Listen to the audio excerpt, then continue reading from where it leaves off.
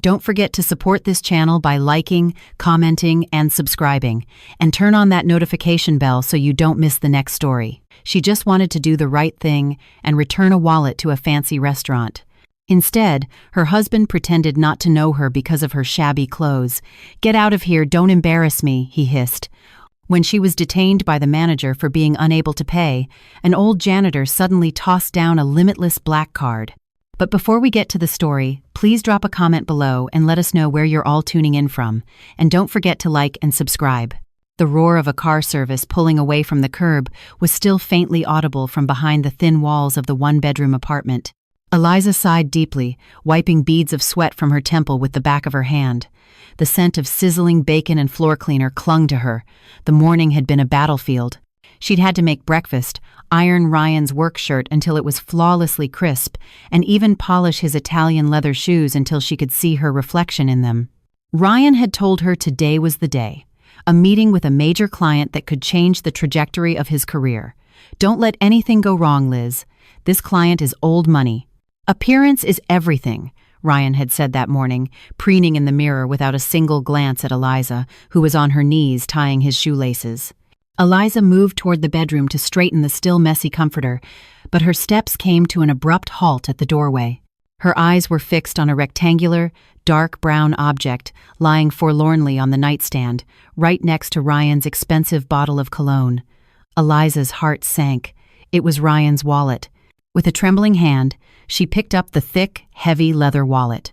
She knew exactly what was inside, not just cash, but the corporate credit card and IDs that were absolutely crucial for today. Ryan had excitedly told her he was treating his client at Le Ciel, the most luxurious French restaurant in the heart of downtown. How could Ryan possibly pay the bill if his wallet was still here? "Oh God, Ryan," Eliza whispered in a panic. She immediately grabbed her phone, its screen spiderwebbed with cracks. Her fingers flew across the keyboard, typing a message in the green app. "Ryan, you left your wallet on the nightstand. I'll bring it to you now." Eliza waited. 1 minute, 2 minutes. The status under her message only showed delivered. Maybe Ryan was driving, or maybe he'd turned off his data to focus. She tried calling, but it went straight to voicemail. Panic began to creep into her mind. The image of Ryan being humiliated in front of an important client made her stomach churn. Her husband had an ego the size of a skyscraper. If he was caught without his wallet when the check came, Ryan would be absolutely furious. It wasn't just embarrassment. His career could be over. Eliza glanced at the wall clock. 10:01 a.m. The meeting was scheduled for 11 a.m. There was still time if she left right now. Without a second thought, Eliza ran to the clothes hook behind the door. She snatched an oversized denim jacket, a hand-me-down from her late father. Its color had faded to a dull blue, with frayed threads at the cuffs. She threw it on over the old, worn-out t-shirt and sweatpants she was wearing, which had a small tear near the armpit. No time to change clothes, let alone put on makeup. "The important thing is getting this wallet to him," she muttered, psyching herself up. She grabbed her keys and rushed outside. The sun beat down, seeming to mock her race against time. Eliza didn't have a car. Their only one was with Ryan, a lease he'd gotten after his first promotion. She had to half walk, half run to the bus stop 3 blocks away. The cheap rubber flip-flops she wore slapped against the hot asphalt with every step. "Le Ciel, downtown, please," she panted to the Uber driver she'd been forced to call when the bus was late, her breath ragged. "And please hurry." Throughout the ride, Eliza clutched her small crossbody bag tightly, guarding Ryan's wallet as if it were her own life. The city wind whipped through the open window, smacking her makeup-free face and tangling the hair she'd hastily tied back with a rubber band. Dust and exhaust fumes settled on her oily skin. She knew she looked a mess, but her love for Ryan overshadowed her self-consciousness.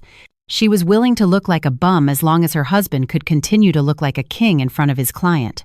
40 minutes later, the Uber pulled up in front of the magnificent lobby of Le Ciel.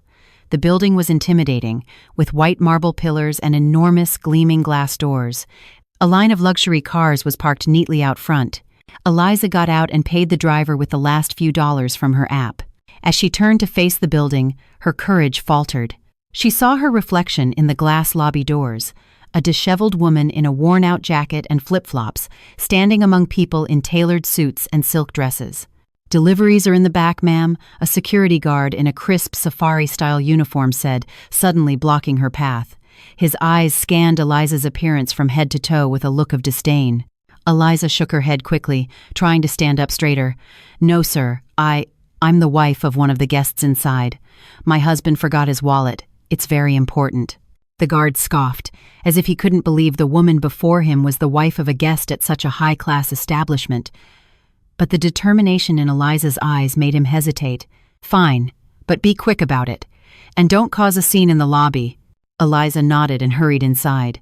The cold air conditioning hit her skin, a stark contrast to the sweat soaking her back. The scent of lavender aromatherapy and the soft strains of classical music filled the air a world away from the faint smell of bacon that still clung to her clothes. Her eyes swept the vast dining room. Crystal chandeliers hung from the high ceiling, waiters in black vests and bow ties glided between tables, carrying silver trays. And there, at a round table near a large window overlooking a garden, Eliza saw him. Ryan sat with a perfectly straight back, laughing heartily while holding a wine glass. He looked so handsome and dignified. Across from him sat an older man in a gray suit that must be the client. But Eliza's eyes narrowed when she saw the third person at the table, a beautiful young woman with long, flowing hair and a maroon dress that hugged her slender frame. She was sitting very close to Ryan, her hand occasionally touching his arm as she laughed. Eliza's chest tightened. She didn't remember Ryan mentioning a female colleague, but she pushed the suspicion aside. Probably the client's assistant, Eliza thought, trying to be positive.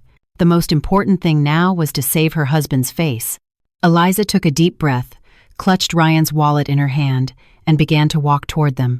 The slap-slap of her flip-flops echoed strangely in the elegant silence of the room, causing several diners to turn and frown.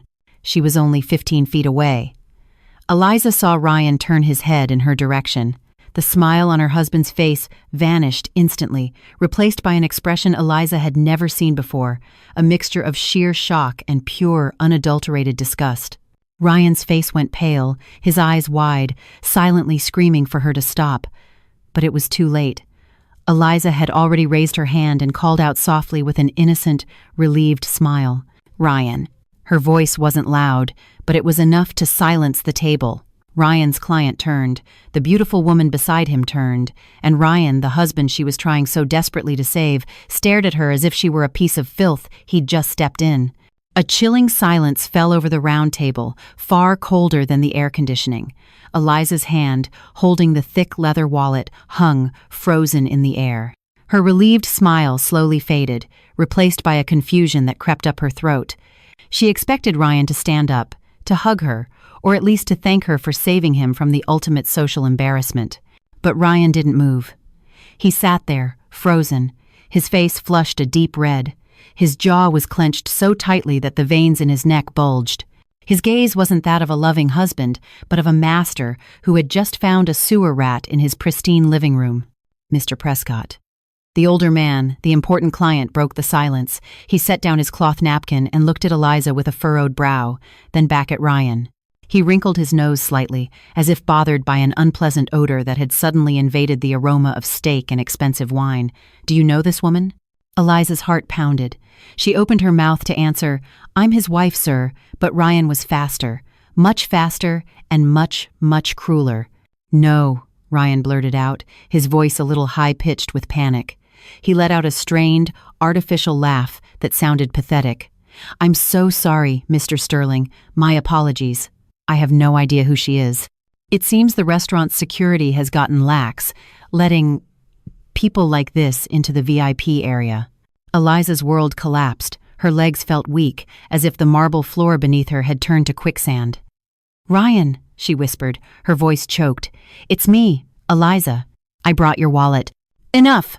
Ryan shot up from his chair so abruptly that it screeched against the floor. He glared at Eliza, his eyes blazing with a threat that made her shrink back. "Hey, lady, if you're looking for a handout, this isn't the place." He turned back to his client. "I've told security a dozen times to get rid of the panhandlers who harass the guests." Tears welled up in Eliza's eyes, unstoppable. Panhandler. Her own husband. The man whose breakfast she prepared every morning, whose hand she kissed before he left for work, had just called her a panhandler in front of a stranger. The beautiful woman next to Ryan covered her nose with an elegant silk handkerchief.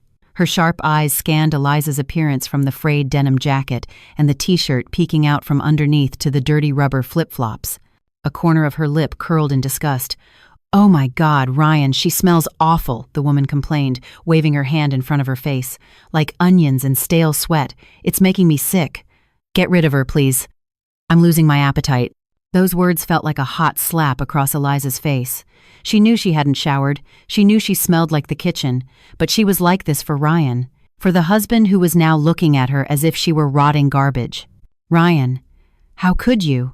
Eliza tried to take a step forward, holding out the wallet as proof.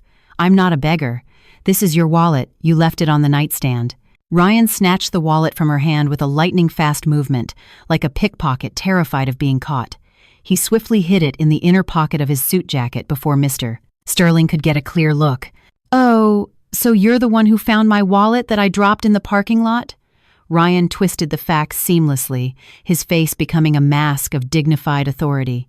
"Thank you for returning it, but the way you barged in here is completely inappropriate. You're making my guests uncomfortable." Eliza stood there, dumbfounded. Her tongue felt thick and useless. How could a person be so cruel, and how could that person be the man she called her husband? Mr. Sterling looked skeptical. He glanced from the silently weeping Eliza to Ryan. "Prescott, she seems to know you. Are you sure she just found a wallet?"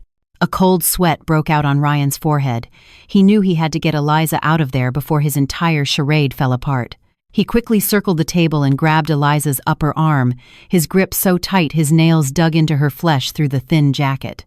"Come with me," Ryan hissed directly into her ear, his voice low and venomous. "Don't you dare say another word, or I swear I will divorce you today." That threat silenced Eliza completely. The word divorce was a nightmare she always tried to avoid, a doctrine drilled into her by her late mother, who always told her to preserve her marriage no matter what. Ryan dragged Eliza away from the VIP table, half pushing her towards a quieter corner of the restaurant, near the hallway leading to the kitchen. Several waiters looked at them with curiosity, but Ryan put on a stern face, as if he were reprimanding an incompetent subordinate. When they reached an empty table hidden behind a large pillar, Ryan violently threw Eliza's arm away from him. She stumbled and fell backward into a chair. "Listen to me, Eliza," Ryan said, jabbing a finger at her face, his hand trembling with rage. His voice was a sharp whisper. "You have just embarrassed me beyond belief. Look at you. You look like a bum." "What do you think, mister?" Sterling would say if he knew my wife looked like a cleaning lady. "Huh?" "I was in a hurry, Ryan. I was scared you wouldn't be able to pay." Eliza sobbed, her head bowed, tears dripping onto her lap. "Excuses," Ryan snapped. He glanced over at the VIP table in the distance. His client and the woman were chatting, waiting for him to return. Ryan realized he couldn't just throw Eliza out. It would cause another scene.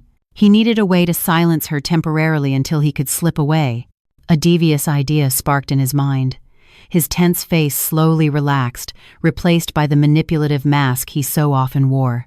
Okay, I'm sorry I got emotional," Ryan said, his tone softening, though his eyes remained cold as ice. "You must be hungry after all that running around, right?" Eliza looked up, a flicker of hope in her heart that maybe there was still some kindness left in her husband. Ryan flagged down a passing waiter. "Excuse me, please get this woman the full tasting menu. Appetizer, main course, and the most expensive dessert. Let her eat in peace here." The waiter nodded obediently and took out his notepad. Eliza looked at Ryan, confused. "Ryan, I don't need to eat. I'll just go home." "Don't argue." Ryan's eyes flashed with anger again, but he quickly forced a smile as the waiter looked over. "Eat, Liz. It's my way of thanking you for bringing the wallet. Wait here until my meeting is over. Don't go anywhere. Do not get up from this chair until I come get you. Understand?" Eliza nodded hesitantly. Something felt wrong, but her stomach was indeed cramping with hunger, and her legs were weak. Maybe Ryan was right. She should wait until his work was done so they could go home together and talk things out properly. "Remember, stay here and eat. Don't embarrass me again," Ryan said one last time. He turned, straightened his suit jacket, and walked back to the VIP table with his wide, confident smile plastered back on his face, leaving Eliza alone in the corner of the luxurious restaurant. Eliza had no idea that Ryan's smile was a final goodbye, one that would completely shatter her life in just a few short hours. The dishes arrived one by one, delivered by two waiters with blank, expressionless faces. Large plates with small, artistically arranged portions of food now crowded Eliza's table. There was a steak, still red in the center, a thick orange-colored soup with croutons floating on top, and a dessert that emitted a cloud of cold smoke. Eliza swallowed hard, not out of appetite, but out of nervousness. She had no idea how to eat any of this. At home, she ate with a simple fork and spoon. Here, next to her plate, were 3 different forks and 2 knives, all gleaming under the crystal lights. She glanced around. People were dining elegantly, their silverware clinking softly, their conversations in low murmurs. Meanwhile, she sat hunched over in her faded denim jacket, her hair limp, her face shiny with oil. Eliza felt like a wart on a princess's face, small, disgusting, and desperate to be removed. Her gaze stole across the room to the VIP table. Ryan was laughing loudly at something Mr. Sterling had said. The beautiful woman in the maroon dress, his colleague, was now leaning even closer to Ryan, whispering something that made her husband smile smugly. A sharp pain, like a shard of glass, pierced Eliza's heart. Bzz. Eliza's cracked phone vibrated on the table, a new message from Ryan. She quickly opened it, her heart racing, hoping he was telling her to come over and be introduced as his wife. But that hope was shattered when she read the words on the screen. Ryan, stop staring at our table. It's creepy. Mr. Sterling is asking why that homeless woman keeps staring at me. Just eat your food. Keep your head down. Tears welled in Eliza's eyes again. She immediately bowed her head, obeying her husband's command like a bull with a ring through its nose. She was terrified of making him angrier, terrified of the divorce. Eliza, okay, Ryan, I'm sorry, I'm eating now. Eliza, you'll pay for this at the register, right? I don't have any money. Ryan, read. Ryan, yeah. After you eat, leave through the side door by the kitchen. Don't go through the main lobby. You'll cause a scene. I'll be home late tonight. Don't wait up for me. Eliza let out a sigh of relief. At least Ryan was still taking responsibility. With a trembling hand, she picked up the largest fork and clumsily speared a piece of steak. It tasted like ash in her mouth, the flavor completely overwhelmed by the bitterness in her heart. The steak, which she knew cost a fortune, felt like rubber, difficult to swallow past the lump in her throat. She ate quickly, wanting to escape this hell disguised as paradise as soon as possible. Every bite was torture. She imagined how embarrassed Ryan must be to have a wife like her, so much so that he had to hide her in a corner and call her a beggar. Be patient, Eliza. This is for Ryan's career. If Ryan is successful, we'll both benefit, she whispered to herself, repeating the mantra of patience her late mother had always taught her. 15 minutes later, Eliza's plates were empty, leaving only messy smears of sauce. She wiped her mouth with a napkin and dared to look up one last time to see her husband before leaving through the side door as instructed. Thump. Eliza's heart stopped for a second. The VIP table was empty. The chairs where Ryan, Mr. Sterling, and the woman in red had been sitting were vacant.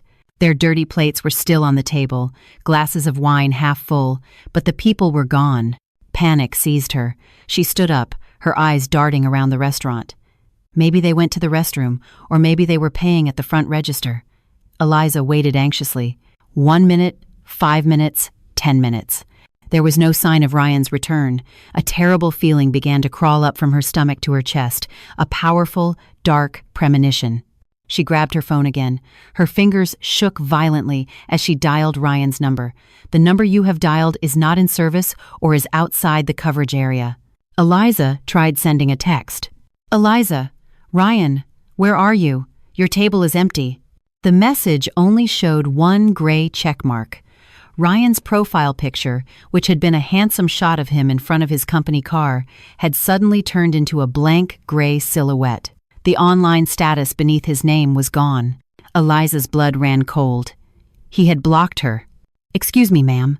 A deep voice startled Eliza. She turned to find a male waiter standing beside her table with a stiff expression. In his hand was a small, leather-bound bill folder. Yes? Eliza's voice was hoarse. This table is finished. We need to clear it, the waiter said coldly. Oh yes, my husband. The gentleman at the VIP table over there. He already paid, right? Eliza asked, her voice filled with desperate hope. He said he would pay at the front. The waiter's eyebrows shot up, his expression turned strange. You mean Mr. Prescott? With Mr. Sterling's party? Yes, that's right. Mr. Prescott and his party left through the VIP exit about 15 minutes ago, ma'am, the waiter replied, his tone blunt and without a trace of sympathy. He specifically stated that the bill for this table is separate and is not his responsibility. Eliza's world spun. The marble floor she stood on seemed to crumble away beneath her feet. Separate, not his responsibility. But, Eliza stammered, her face ashen. He's my husband. He ordered all of this for me. I'm sorry, ma'am. His instructions were clear.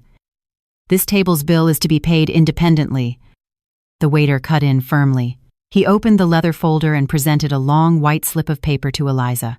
Please settle your payment. Eliza stared at the number printed at the very bottom of the receipt. Her eyes widened, and the breath caught in her throat. The row of zeros seemed to mock her poverty. Total bill, $385.50. Including tax and service charge. Eliza fumbled in her jacket pocket. Empty. Ryan had taken the wallet. In the pocket of her sweatpants, she had only a few crumpled dollar bills and a house key. Sir, I don't have any money, Eliza whispered, tears finally spilling over. The waiter let out a harsh sigh, as if he'd been expecting this. He raised his hand, signaling someone across the room.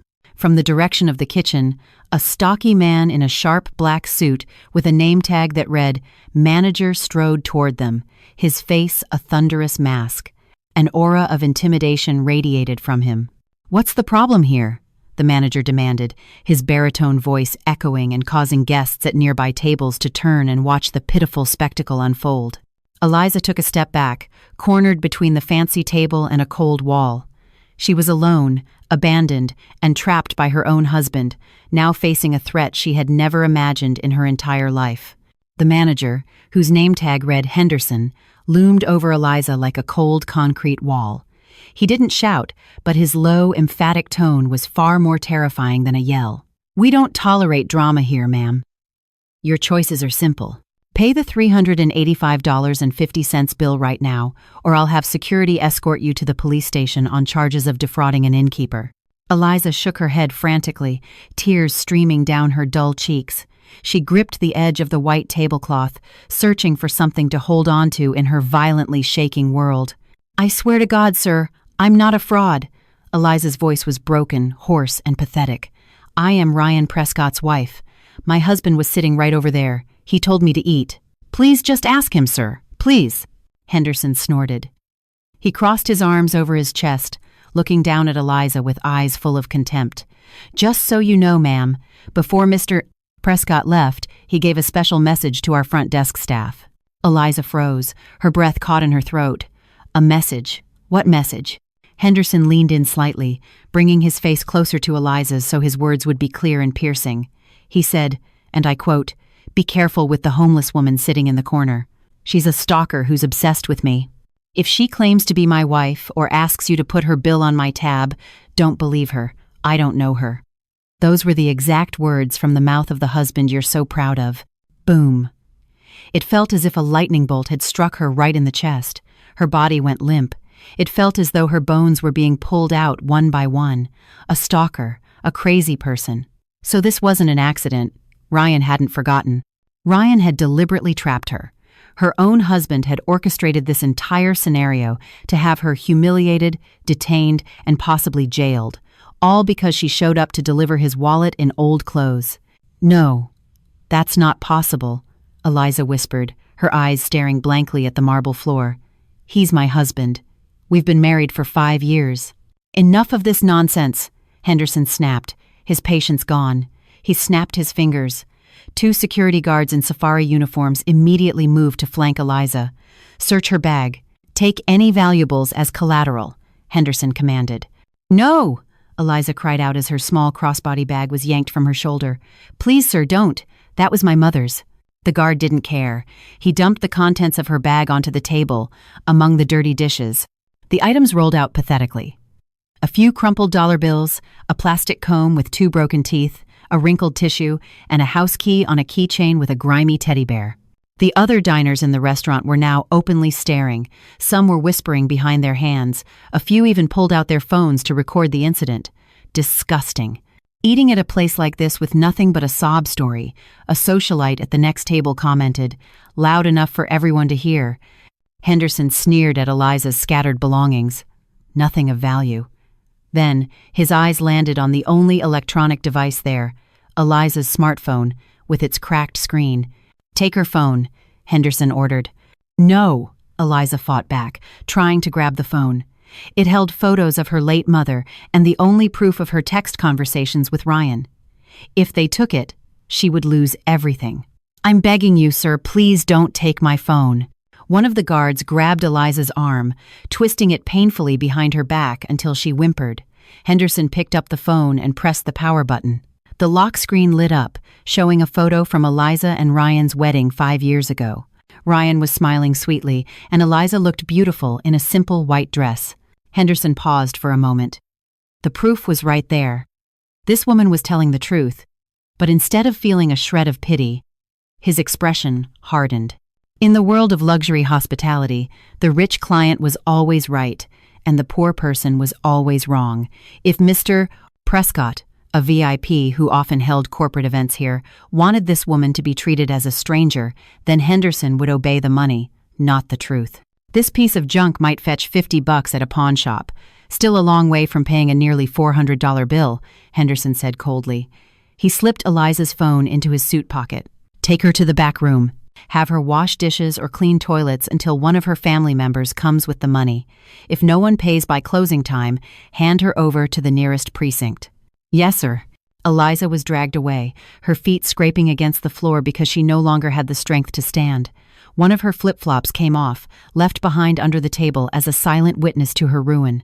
"Ryan!" Eliza screamed her husband's name, a cry of despair that echoed through the luxurious room.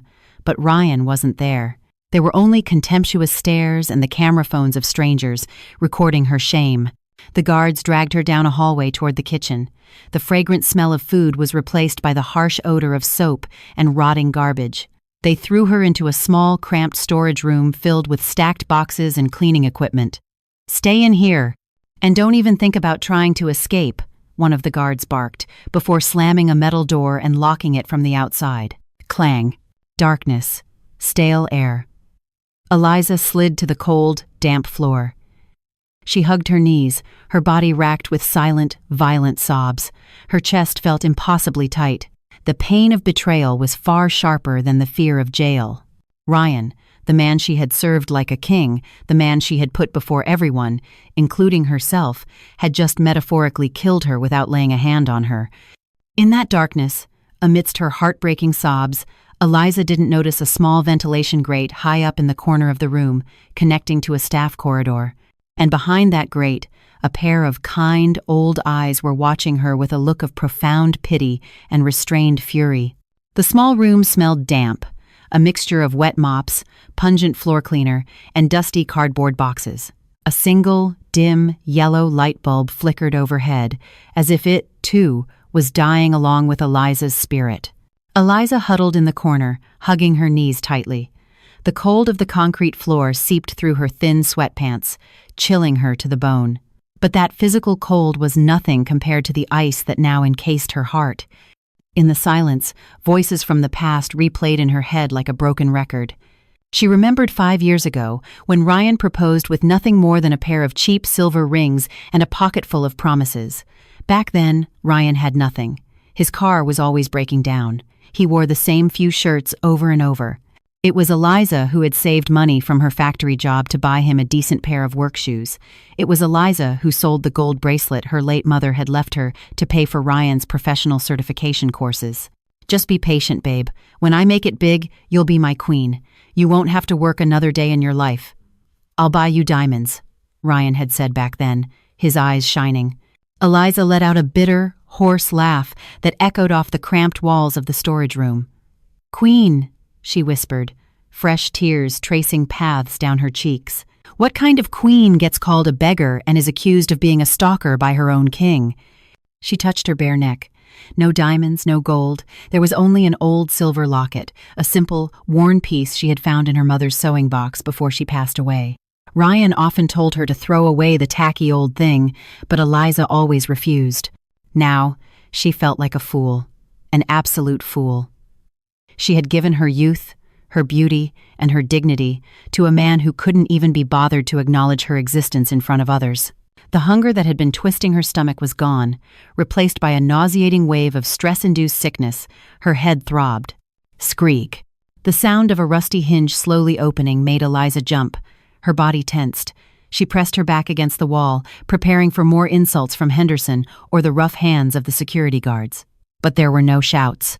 Instead, an elderly figure with a slightly stooped back appeared. The man was wearing a faded, light gray janitor's uniform with a few bleach stains on it. His hair was completely white, his face a roadmap of deep wrinkles that held 1,000 tired stories. In his hand, he held a plastic bottle of water. The old man entered slowly, closing the door quietly behind him. He set his broom and dustpan in a corner and then walked with a slight limp toward Eliza. "Here, drink this, child." The old man's voice was gravelly but gentle, a stark contrast to the cruelty of everyone else in this lavish restaurant. Eliza looked at him uncertainly. The old man's eyes were calm, reminding her of her late father's gaze. I don't have any money to pay for water, sir," Eliza whispered. The old man offered a small, sincere smile. "It's free. I got it from the employee dispenser. Drink up. You're as pale as a ghost." With a trembling hand, Eliza accepted the bottle.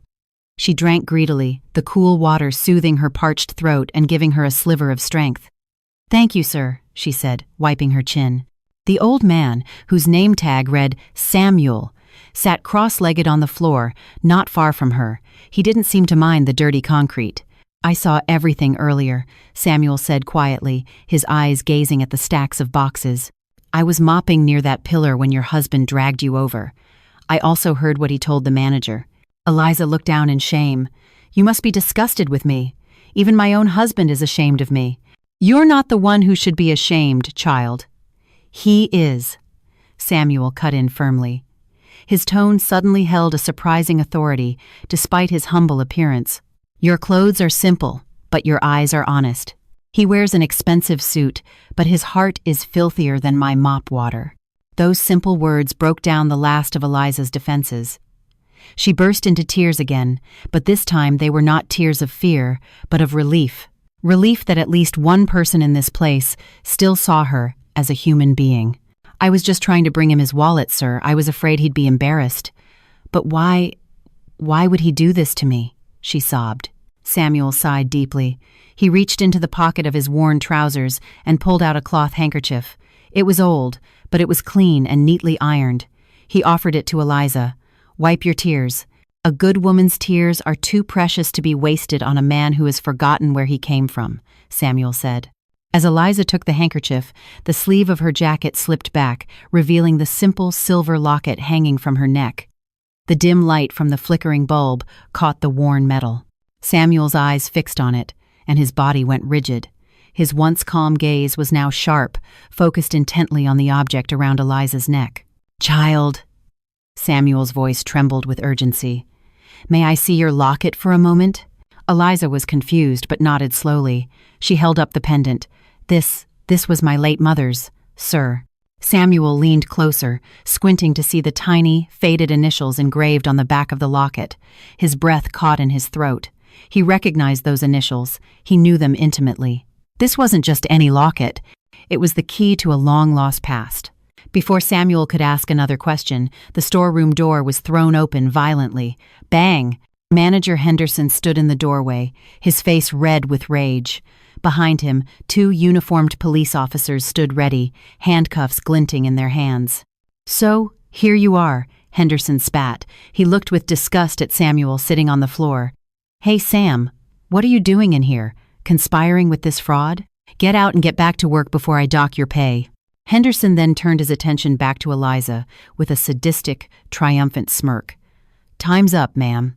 No family came, no money arrived. Now you can explain yourself down at the station." He gestured to the police. "Officers, take her into custody. She's being charged with theft of services and defrauding an innkeeper." One of the officers stepped forward, pulling out the cold steel handcuffs. "Stand up, miss. You need to come with us." Eliza let out a choked cry, backing away until her back hit the wall. "It's over. My life is over. I'm going to be a criminal." But before the officer's hand could touch Eliza's arm, a wrinkled but firm hand shot out and slapped it away. Samuel was on his feet. He was no longer stooped. He stood tall between Eliza and the police, spreading his arms protectively. His old face now radiated an aura that could make anyone's courage falter. "No one touches her," Samuel said, his low voice booming with an undeniable threat. Henderson laughed mockingly. "Have you lost your mind, Sam? Get out of the way. You want to get arrested too?" Samuel reached into the back pocket of his grimy trousers. With a calm but deadly motion, he pulled out a wallet made of genuine alligator skin, something so expensive it was completely at odds with his janitor's uniform. From it, he drew a solid black card with a metallic sheen. The American Express Centurion card, the legendary black card held by only a handful of the world's wealthiest individuals. He threw the card, and it hit Henderson square in the chest. "Swipe it," Samuel commanded coldly. "Pay her bill. Buy the whole damn restaurant if you have to. And then fire yourself, effective immediately." The solid black card fluttered through the air, seeming to turn in slow motion before it bounced off Manager Henderson's chest. Reflexively, Henderson caught it before it hit the dirty floor. Silence. The only sound in the stuffy room was Eliza's own ragged breathing. The two police officers, who had been ready to slap on the cuffs, now just looked at each other, utterly bewildered by the sudden turn of events. Henderson stared at the card in his hand. At first, he was about to laugh, to mock the old janitor for having stolen a toy card or an expired card from a guest. But the laugh died in his throat as his fingers registered the cool, heavy texture of the object. It wasn't plastic, it was titanium. His eyes widened as he read the name embossed in silver lettering, Samuel H. Davenport. Henderson's face, which had been red with anger, turned a ghastly, sheet white. His knees knocked together so violently they made an audible sound. Samuel H. Davenport. The name was a legend. The owner of the Davenport conglomerate, a massive corporation that owned dozens of hotels, properties, and, of course, the Le Ciel restaurant chain where they were currently standing. "No, it can't be," Henderson stammered, his voice squeaking like a trapped mouse. His eyes darted frantically between the card in his hand and the old man in the dirty janitor's uniform before him. "Sir, Mr. Davenport? The big boss?" Samuel, or rather, Mr. Davenport, didn't answer. He simply took a step forward and slowly removed the grimy baseball cap that had been hiding part of his face. He ran his fingers through his white hair, slicking it back. Though he still wore the stained gray uniform, the aura emanating from him had completely transformed. It was no longer the aura of a stooped servant, but of an emperor walking disguised among his people. "What's the matter? Surprised to see your company's owner mopping the floors?" Mr. Davenport's voice was calm, but every syllable carried a weight that could crush stone. "I was conducting one of my routine inspections, undercover, to see how my staff treats our customers, and I must say, the results are profoundly disappointing."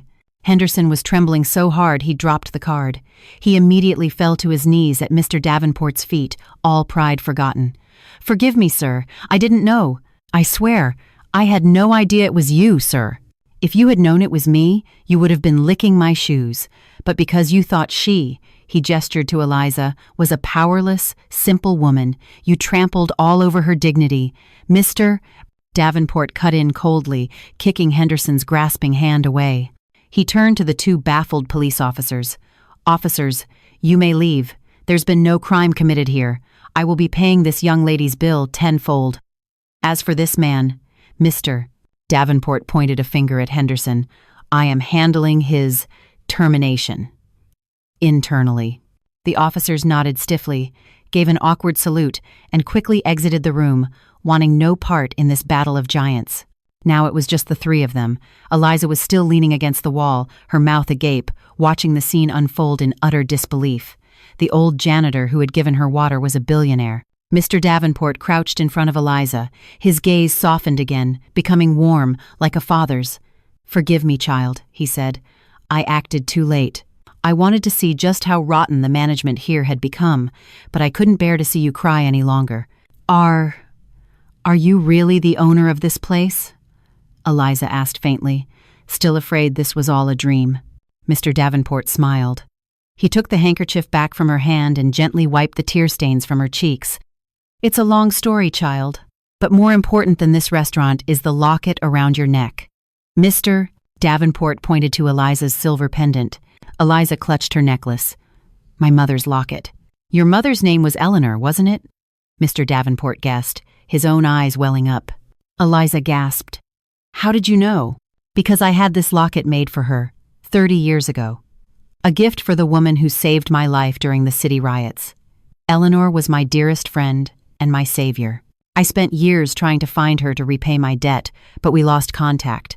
A tear rolled down Mr. Davenport's wrinkled cheek. I see now that she's gone.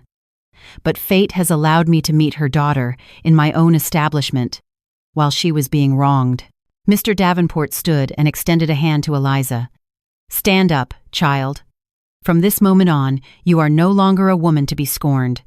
You are the adopted daughter of Samuel Davenport. No one will ever be allowed to touch you, let alone hurt you. Eliza took his hand. The old hand felt strong and warm, pulling her up from the abyss of despair. Henderson, still kneeling on the floor, looked up with a face slick with cold sweat. Sir, what about me? You? Mr. Davenport glanced at him with disgust, not even turning his head fully. Pack your things. You're fired. And I will make sure your name is blacklisted from every hospitality association in this country. You will never work in this industry again. Henderson went limp, collapsing onto the floor. Mr. Davenport led Eliza out of the smelly storage room and into the staff corridor. Eliza's steps were still unsteady, as one of her flip-flops was missing. Oh, right, child. Mr. Davenport stopped for a moment, remembering something. Your husband, what was his name? And where does he work? Ryan. Ryan Prescott, sir, Eliza answered quietly. He works at Zenith Corp as a marketing manager. Mr. Davenport's steps halted again. A slow, chillingly mysterious smile spread across his lips. Zenith Corp, he chuckled softly, a sound that sent a shiver down the spine. What a small world, child. Zenith Corp is one of my newest subsidiary companies. Mr. Davenport turned to Eliza, his eyes gleaming with a plan for vengeance. So the husband who threw you out like trash is living off my money. Eliza nodded hesitantly. Mr. Davenport pulled a sleek, top-of-the-line smartphone from his pocket, another item that clashed with his janitor's uniform. Well then, he whispered, dialing a number. Let's play a little game. Today, he feels like a king. Tomorrow, we'll make sure he can't even afford a cup of coffee. The gleaming black sedan glided through the city streets, now thick with rush-hour traffic. Inside, the silence was comforting. The scent of new leather and a subtle sandalwood air freshener eased the throbbing in Eliza's head. She sat on the plush back seat, a world away from the creaky wooden chairs in her apartment's living room. Beside her, Mr. Davenport had changed. His shabby janitor's uniform was gone, replaced by a silk blend dress shirt that radiated the quiet authority of a tycoon. Eliza looked at her own reflection in the car window. Pathetic. Her eyes were swollen. If she'd worn mascara, it would be a mess. Her hair was a tangled knot, and her late father's denim jacket looked utterly demeaning inside such a luxurious car. Need another tissue, child? Mr. Davenport asked gently. Eliza shook her head slowly. I think I'm all out of tears, sir. Good, Mr. Davenport replied firmly. He looked straight ahead at his private driver, who navigated the traffic with smooth precision. Because from now on, you don't need tears. You need a strategy.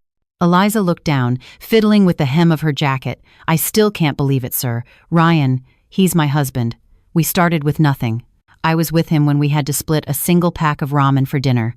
Why would he throw me away like trash, just because I looked bad in front of his client? Because he forgot who built his foundation, Mr. Davenport answered, his voice growing heavy.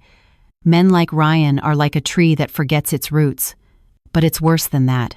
He didn't just forget his roots. He tried to burn them to make himself look cleaner. He doesn't realize that without those roots, he'll rot from the inside out. Mr. Davenport handed Eliza her phone, which he'd retrieved from Henderson. Check your phone. Turn on your data. I'm sure he's sent you some more garbage by now. Eliza hesitated for a second, then did as he said. As soon as the cellular data connected, her phone buzzed nonstop. A stream of notifications from one contact, Ryan. Eliza opened the messages, her heart pounding. There were 5 new ones. 2:30 p.m. Where are you? Don't tell me you're still at the restaurant making a scene. 2:45 p.m. I'm back at the office. Don't you dare try to call me here or cause any more drama. 3:10 p.m. I'm not coming home tonight. Have to work late preparing for my promotion tomorrow. Don't wait up. 3:15 p.m. And one more thing. Get rid of that trashy old jacket of your dad's. I'm sick of looking at it. That last message made Eliza's blood boil. The sadness that had dominated her heart began to evaporate, replaced by a searing heat in her chest. Rage. For the first time in their 5-year marriage, Eliza felt truly, incandescently angry. Not just for being insulted, but for Ryan dragging her late father into it. That jacket was the only hug she had left from him, and Ryan had told her to throw it away. Eliza gripped her phone so tightly her knuckles turned white. Her breathing was ragged. He said he's working late, she hissed, her voice trembling with fury. But I saw him with that woman. He's out having fun with her. Correct, Mr. Davenport said calmly. He opened his tablet, tapped the screen a few times, and showed it to Eliza. This is the corporate expense log. Ryan booked the presidential suite at the Grand Imperial Hotel, another one of my properties under the company's name for client entertainment. Check-in was this afternoon. Eliza's eyes widened as she saw the proof. A luxury hotel during work hours, and he called it working late. He's cheating on me, sir, Eliza whispered. The sound was broken, but this time there were no sobs. Using company money. My money, to be precise, Mr. Davenport corrected her. He used my facilities to betray the daughter of my dearest friend. 2 fatal mistakes in one day. He took back the tablet and looked at Eliza intently. Now, the choice is yours, Eliza. I could have him fired this very second with a single phone call. I could have him thrown out of that hotel room naked right now. That would be easy for me. Mr. Davenport paused, letting his words sink in. But would that be enough to satisfy the pain in your heart? Would it be a fair trade for the humiliation you suffered in that restaurant today? Eliza was silent. She imagined Ryan being fired right now. He would come home, screaming, blaming her for everything, maybe even hitting her. Then they would get a divorce, and Ryan would still believe he was the victim. Ryan would never understand how valuable she had been. He would never feel the sting of public humiliation that she had felt. Eliza shook her head slowly. The defeated look in her eyes began to sharpen. A small flame ignited there, the fire of a wronged woman's vengeance. No, sir. That's too easy for him, Eliza said, her voice cold. Mr. Davenport smiled, satisfied. He saw the change. He saw the resurrection in Eliza. Then what do you want? I want him to feel what I felt, Eliza said, each word laced with purpose. I want him to be so ashamed he feels it in his bones. I want him to see me the bum of a wife he threw away, standing in a place he could never hope to reach. And then I will be the one to throw him away. Brilliant, Mr. Davenport praised. The car turned into the gates of a magnificent mansion in an exclusive neighborhood, Mr. Davenport's home. Tomorrow night, Zenith Corp is hosting its annual gala dinner. It's where they'll announce Ryan's promotion to regional director. He has invited all the top executives, and of course, he will bring that woman as his date, not you. Eliza gave a bitter smile. He'll probably tell everyone I'm sick, or too unsophisticated to attend. Precisely. But tomorrow, we're changing the script, Mr. Davenport said, his old face serious. I will attend, not as an owner observing from afar, but as the guest of honor, who will be introducing the company's newest majority shareholder. Eliza looked at him, confused. Who's the shareholder, sir? Mr. Davenport pointed at Eliza's chest. You are. Me? Eliza gasped. But I don't have any money, sir. I barely finished high school. You have an inheritance far greater than money. You have a strong heart, and as of today, you have the full backing of Samuel Davenport. Consider this, me finally repaying my life debt to your mother. I will gift a portion of my shares to you on paper, for now to give you the legal authority to destroy him in front of an official audience. The car stopped in front of the grand entrance of the house. The door was opened by a uniformed butler. But before they got out, Mr. Davenport looked at Eliza's appearance from head to toe. First, however, we have to get rid of this Cinderella before the ball look. Ryan said he was disgusted by the sight of you. Tomorrow, we will make sure he doesn't even dare to meet your eyes, because you will be dazzling." Eliza stepped out of the car. The evening breeze felt cool on her face. She took a deep breath, inhaling the air of freedom. No more smell of bacon. No more smell of floor cleaner. She looked up at the sky, which was turning a beautiful shade of orange. In her heart, she said goodbye to the old Eliza. The obedient Eliza, the foolish Eliza, the Eliza who let herself be trampled. "Let's go, sir," Eliza said firmly. Her steps were no longer shuffling. Her back was straight. "Teach me how to be a queen." In her jacket pocket, her phone vibrated again. A new message from Ryan. "Ryan. Hey, you just read my messages? Answer me. Where are you staying? Don't you dare be wasting money." Eliza didn't reply. Instead, she turned her phone off completely. The corner of her lip lifted into a cold, terrifying smile. "Just you wait, Ryan," Eliza thought. "Just you wait." That night, in one of the guest suites in Mr. Davenport's mansion, a room 3 times the size of Eliza's entire apartment, a major transformation was underway. Eliza wasn't sleeping on the plush king-sized bed. She was sitting upright in front of a large vanity mirror, surrounded by bright lights. 3 professionals, summoned by Mr. Davenport, worked in quiet, efficient harmony. A middle-aged woman was massaging Eliza's face with a rose-scented serum, while 2 others worked on her hair and nails. "Your skin is actually very good, ma'am. Smooth, with a warm undertone. It's just been neglected and exposed to too much kitchen smoke," the esthetician commented while applying a cool mask. Eliza closed her eyes. The smells of onion and dish soap that had been her natural perfume for the last 5 years were gone, replaced by the scents of lavender, chamomile, and a level of luxury she had never imagined. Her body, usually aching from ironing and mopping, felt light and relaxed after hours of spa treatments. But the physical changes were only on the surface. Inside, Eliza was rebuilding the shattered pieces of her self-worth. Every time she remembered Ryan's disgusted look at the restaurant, every time the words bum and panhandler echoed in her mind, her resolve hardened into steel. Ping. Eliza's phone, lying on the vanity, lit up with another message from Ryan. "Ryan, hey, are you deaf? Where are you? Are you coming home or not? If you're not home tomorrow morning to get my suit ready, you're going to regret it." Eliza picked up the phone. A year ago, a message like that would have made her tremble with fear and rush to apologize. But now, she just looked at the screen with a cold, mocking smile. Her fingers, now elegant with perfectly manicured nails, danced over the screen, typing a short, deceptive reply. "Eliza, I'm sorry, Ryan. I was afraid to come home because you were so angry. I'm staying with an old friend. Just focus on your work. I already pressed all your suits. They're in the closet. Sent." Eliza knew Ryan's character perfectly. He didn't care where she was, as long as his physical needs were met, clean clothes, ready, and her not bothering him. Sure enough, Ryan's reply came a second later. "Ryan, good. Glad you know your place. Don't come back until you're ready to stop being an embarrassment. I have a big event tomorrow night. I'll be home late. Don't call me." Eliza placed her phone face down. "Enjoy your last night of glory, Ryan," she whispered. The bedroom door opened. Mr. Davenport walked in, followed by an assistant carrying a garment bag. "Are you ready, child?" he asked. Eliza turned. The makeup artist had just finished applying a deep maroon lipstick to her lips, a color that radiated confidence, boldness, and mystery. It was a far cry from the pale nude she usually wore, so Ryan wouldn't call her tacky. "I'm ready, sir," she answered. The assistant unzipped the garment bag, revealing a breathtaking evening gown of sapphire blue satin. The cut was modest yet elegant, designed to showcase class, not to cheapen with exposure. A small diamond brooch was pinned at the neckline, sparkling sharply.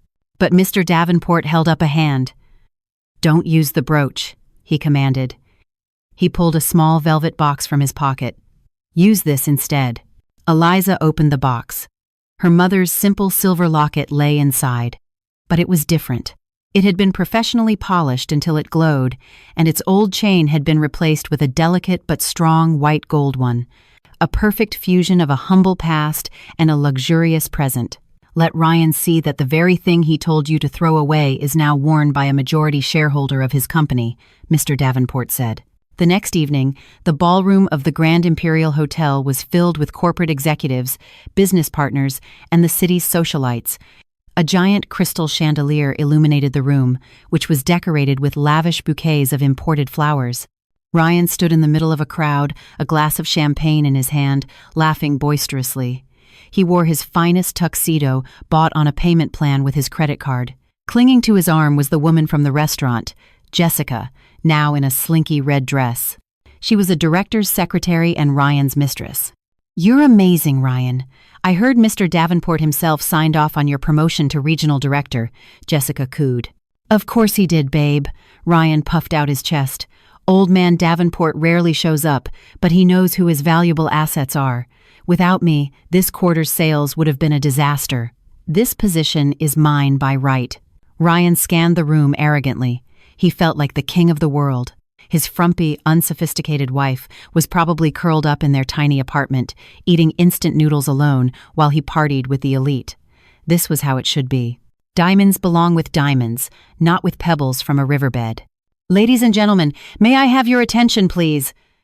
The MC's voice boomed from the speakers, silencing the chatter. The orchestra's music softened.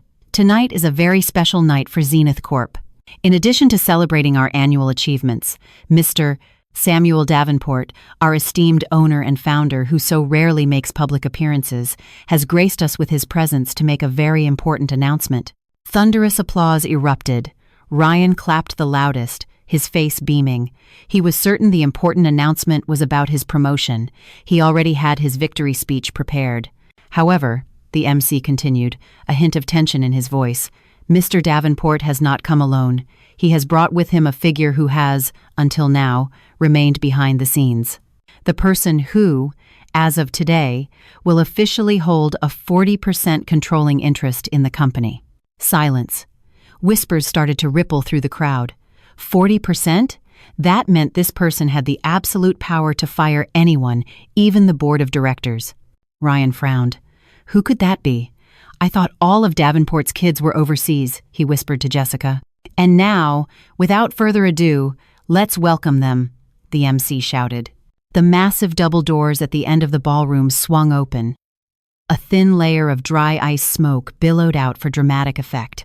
All eyes were fixed on the entrance, including Ryan's, who stood on his toes to get a better look. Two figures emerged. Mr. Davenport, looking sharp in a dark gray suit, walked with a confident stride, and on his arm was a woman in a stunning sapphire blue gown. Her hair was swept up in a modern chignon, with a few soft curls framing her face. Her makeup was bold, accentuating high cheekbones, and around her neck a simple silver locket glowed mysteriously under the spotlight. The woman walked with her chin held high, her gaze straight, cold, and deadly. Her eyes scanned the crowd and then stopped, locking onto one person. Ryan. The champagne flute slipped from Ryan's hand, shattering on the floor with a loud, embarrassing crash. Crash. All the color drained from Ryan's face. His mouth fell open, his eyes nearly bulging from their sockets. His legs trembled so violently he had to grab onto a nearby table for support. Eliza, he choked out, his voice a strangled, disbelieving whisper. "That's not possible." From the stage, Eliza saw her husband's reaction. The corner of her mouth lifted ever so slightly. It wasn't the sweet smile of a wife, but the smirk of an executioner ready to deliver the final verdict. The sound of the shattering glass was like the opening bell for a tragic circus act. Red wine bled into the thick ballroom carpet, staining Ryan's polished shoes, just as his sins were now staining his soul. But Ryan didn't care. His eyes were locked on the woman on the stage. "Ryan, what's wrong with you? You're making a scene," Jessica hissed, elbowing him in the ribs. She took a step back, not wanting the spilled wine to splash onto her expensive dress. "And who is that woman? Why is she staring at us?" Ryan didn't answer. His throat was tight. His brain scrambled to find a logical explanation. "That can't be Eliza," his mind screamed in denial. "Eliza is dowdy. Eliza smells like onions. Eliza is just a high school graduate whose only skills are cooking and cleaning." The woman on stage glowed like a diamond. Her skin was luminous, her posture as graceful as a queen's, and her eyes, That gaze held a power that made Ryan's very soul cringe. But the locket, that tacky old silver locket he had always despised, it was there, around her neck, confirming her identity more powerfully than any words ever could. Mr. Davenport took the microphone, his voice resonating through the hall, deep and authoritative. "Good evening, everyone. Thank you for coming," he began. The room fell silent. "As promised, tonight I am here to announce a major restructuring within Zenith Corp. I am getting too old. This company needs new blood. It needs a new conscience." Mr. Davenport turned to his side, looking at Eliza with pride. "Please allow me to introduce my adopted daughter and, as of today, the holder of a 40% controlling interest in this company, Miss Alyssa Vance." Boom! Ryan's heart felt like it had exploded. His knees gave out. Adopted daughter? Controlling interest? Rousing applause filled the room, but to Ryan, it sounded like the deadly drone of 1,000 hornets. In the midst of his panic, Ryan's opportunistic instincts, his survival mechanism of shameless flattery kicked in. His fear morphed into a crazy, desperate hope. "If Eliza is the boss, that means I'm the boss's husband," Ryan thought wildly. "I could be CEO. I could have it all." He began pushing his way through the crowd, bumping into a waiter and sending a tray of drinks crashing to the floor. He didn't care. He half ran towards the stage, forcing a wide, grotesque smile onto his sweat-drenched face. "Eliza! Honey!" Ryan shouted, his voice cutting through the applause. The entire room turned to look at him. Jessica, left behind in the crowd, stared in shock at her secret lover's bizarre behavior. Ryan reached the front of the stage. He waved with a familiarity he didn't feel, as if he were a prince arriving to claim his queen. "Mr. Davenport, that's my wife," Ryan yelled proudly, pointing at Eliza. He then turned to the audience, his face beaming. "Everyone, let me introduce you. The beautiful Miss Vance is my wife. What a wonderful surprise, honey. I had no idea Dad adopted you." Ryan tried to climb the stairs to the stage, intending to embrace Eliza, but two burly security guards quickly blocked his path, their muscular arms forming a barrier across his chest. "Sorry, sir. No one is allowed on stage without authorization," one said coldly. "Hey, don't you know who I am? I'm her husband. Get out of my way," Ryan barked. He then looked at Eliza with a pathetic, pleading expression. "Honey, tell them. I want to come up. I've missed you so much." On the stage, Eliza hadn't moved a muscle. Her expression was as flat and cold as ice. She took the microphone from Mr. Davenport's hand and slowly walked to the edge of the stage, looking down on Ryan from above. Their positions were now perfectly, poetically reversed. "Husband?" Eliza's voice, clear and calm, carried through the speakers. "I'm sorry, sir. You must be mistaken." Ryan's smile froze. "What? What are you talking about? It's me, Ryan. Your husband, Ryan. Stop joking, Liz. People are watching." Eliza's lip curled into a smirk that made the hair on Ryan's arms stand up. "As I recall, my husband is a man who values his image above all else," she said, her voice soft but her tone sharp as a razor. "He told me he was disgusted to have a wife who looked like a bum.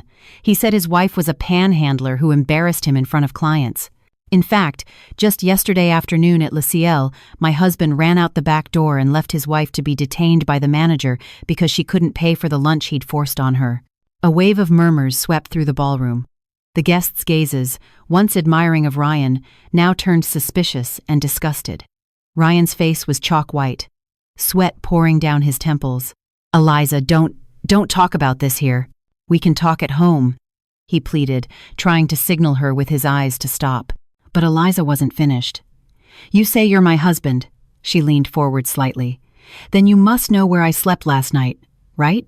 You must know that I didn't eat all day yesterday because I was kicked out of your business lunch." Ryan was speechless. He glanced back at Jessica, who was now pointedly looking away, pretending to be fascinated by her drink, distancing herself from the sinking ship. Mr. Davenport stepped forward to stand beside Eliza. He stared down at Ryan with a look that suddenly reminded Ryan of the old janitor he had scorned the day before, Ryan Prescott. Mr. Davenport called out. "Yes, sir," Ryan stammered. "I hear you were expecting an announcement about your promotion to regional director," Mr. Davenport said casually. A tiny flicker of hope ignited in Ryan's chest. Maybe Maybe Mr. Davenport would still be professional about this. That's right, sir. I've worked very hard. Worked hard? Mr. Davenport interrupted with a small, mirthless laugh. He tapped a button on the tablet in his hand. The giant screen behind the stage lit up. It wasn't a sales chart that appeared, but CCTV footage. The footage showed the scene in the restaurant lobby yesterday, with Ryan shoving Eliza roughly. Then it switched to a clip of Ryan checking into the Grand Imperial Hotel that afternoon with Jessica. And finally, a screenshot of Ryan's text messages, with one vile line highlighted. "Get rid of that trashy old jacket of your dad's. I'm sick of looking at it." The entire room gasped. Cries of, "Oh my God," and "unbelievable" could be heard. "Is this your definition of working hard, Ryan?" Mr. Davenport's voice thundered with rage. "Using company hotel facilities to commit adultery during business hours? Falsifying client meeting reports when you were actually indulging yourself? And worst of all, abandoning the wife who has been your emotional backbone for years?" Ryan felt naked. All of his dirty secrets had been laid bare in front of hundreds of influential people. His legs buckled. He wanted to run, but his feet felt like they were encased in concrete. That's fake. It's edited," Ryan denied frantically, his voice a desperate shriek. "Eliza, how could you conspire with this old man to destroy me? You're a treacherous wife." Eliza looked down at her husband with an expression of pity, not because she felt sorry for him, but pity for how pathetic a man so desperate for respect could become. "Enough, Ryan," Eliza cut in, her voice firm. "From this moment on, do not ever speak my name with your filthy mouth again." She turned to Mr. Davenport. "Sir, as the controlling shareholder, do I have a say in HR decisions?" "Of course you do, Madam Chairwoman," Mr. Davenport replied respectfully. Eliza turned back to face Ryan, her voice ringing out for one final, devastating sentence. "Ryan Prescott," she declared, "on behalf of the shareholders, I am informing you that you are fired, with cause, from all subsidiaries of the Davenport conglomerate. Your company car, housing allowance, and corporate credit cards are revoked, effective immediately. Please exit the building now, before security has to drag you out like the trash you are." Ryan's world went black. The two security guards, the very same ones who had detained Eliza the day before, who had since apologized profusely and now stood firmly on her side, marched forward and seized Ryan's arms. "Let go of me! I'm a manager! I'm the boss's husband!" Ryan thrashed and screamed like a madman as he was dragged backward, away from the stage. He looked up and saw Eliza standing tall, radiant, and untouchable. Meanwhile, one of his own expensive shoes came off as he was being dragged, just like Eliza's flip-flop had been left behind at the restaurant yesterday. Karma had been paid in full, with interest, and it was agonizing.